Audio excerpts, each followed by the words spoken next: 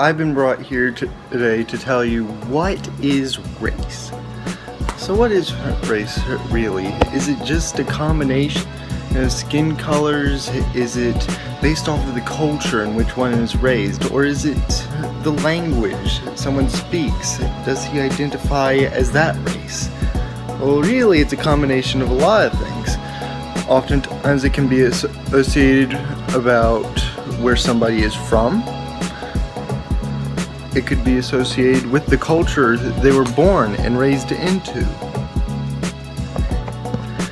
But it also goes so much deeper than that. It's a combination of all these things and more.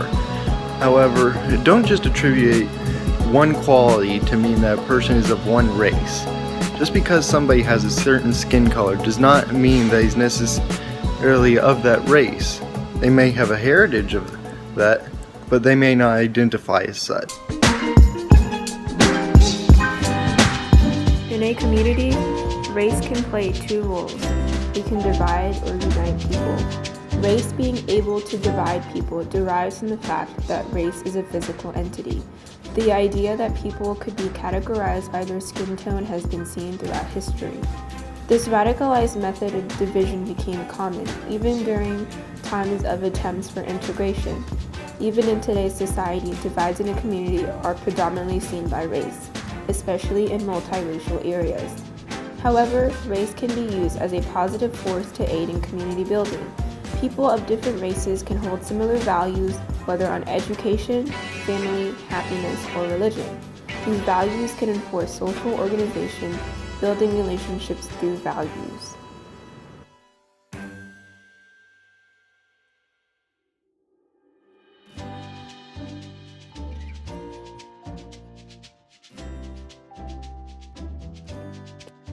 Biologically, all human beings of different races belong to a single species and share a common ancestor. There is variation in every human. Different genetic makeup contributes to the difference in shared traits and diversity present in everyone today. However, there isn't just genetic diversity present between different races. Even within a specific race, everyone is unique despite sharing some common traits and characteristics. The common traits vary in every individual within the group through environmental and care factors, making them unique from the other individuals in the same racial group.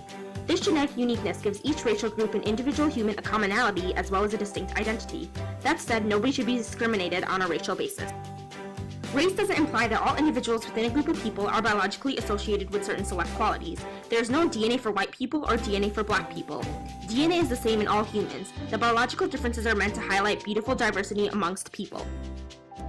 Additionally, race is also a social construct because it exists and affects the way people view themselves and others. People of different races are affected negatively due to stereotypes and discrimination. Racial groups are defined and characterized as being inferior or superior in society. They are placed on a social ladder from best to worst status and given different privileges.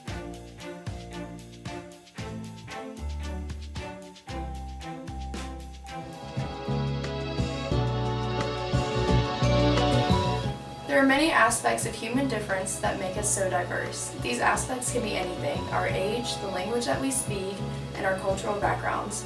One main aspect of diversity is religion. Over the course of history, religion has influenced countries and been the origin of conflicts all around the world.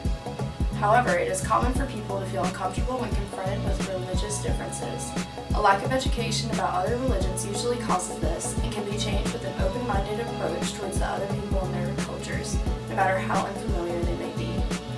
As a result of the stigma around religion, it is often avoided as a topic of discussion in group interactions. Stereotypes can surround religions and cause them and the people who follow those religions to be frowned upon. However, religions are important to society because they provide moral codes for the people who follow them, and this impacts how people interact with others.